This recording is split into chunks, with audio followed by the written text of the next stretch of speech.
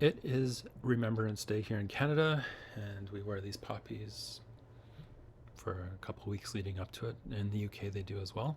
I know they don't in America because I live there. I think it's called Veterans Day, but I don't think much is done in terms of celebrating or commemorating the way we do here in Canada and in the UK. My great grandfather, right here, John Madden, he died in World War One. He was 28 and he left 3 children behind. He was part of the Argyll and Sutherland Highlanders, a great Highland regiment. And this is his tam o' shanter. I don't think this is a tam o' shanter, but it's got a name. That's his hat. 100 years old, over 100 years old right here. And he died at the Battle of Loos in April 1915. And what's significant about that battle is that it was the first time Germans used poison gas in World War One. He, from what I understand, reading the action report a few years ago, he was laying a telegraph wire and he got shot by a sniper and he died 3 days later. So I don't think it would have been an easy death if it took 3 days. But yeah, 28, left 3 kids behind. Also left some medals behind that my father gave to me when he died. So this is, I think, the General Service Medal that everyone got who served in World War One. And on the back it says, "The Great War for Civilization." So if only they had known what was to come 20 years later. I don't know what this one is, but it is a World War One medal. It says 1914 to 1918 on the back. Yeah, and so World War One, everyone in Britain thought that it was just going to be like 6 months and they could go on a grand adventure. And you can look at the videos, the film, the pictures. They're all smiling and waving, getting on the trains, going to Flanders and so on, going to France to defeat the Kaiser.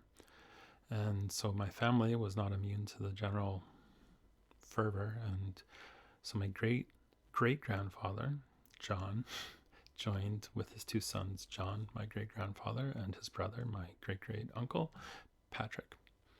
And the 3 of them went off to fight in World War One. My grandfather died in Belgium, and my great-great-uncle, Patrick Madden, died at Gallipoli, both in 1915.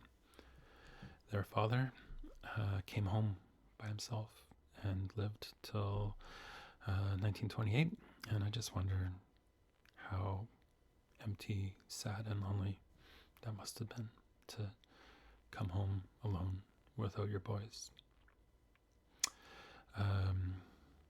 Military service continued in my family, and this is a World War II medal, and I don't know the story if this is my grandfather's or not.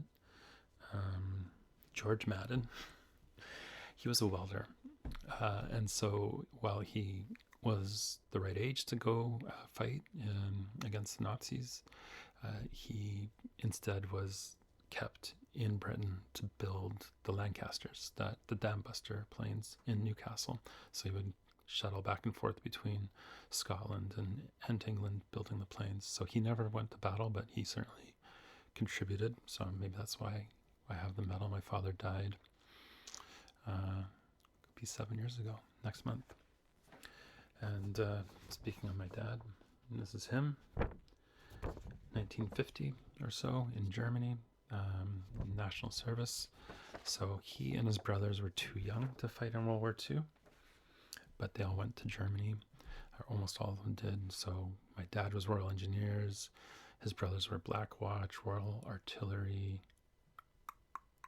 Cameronians, and then my other uncle was SAS and went to Burma in the 50s.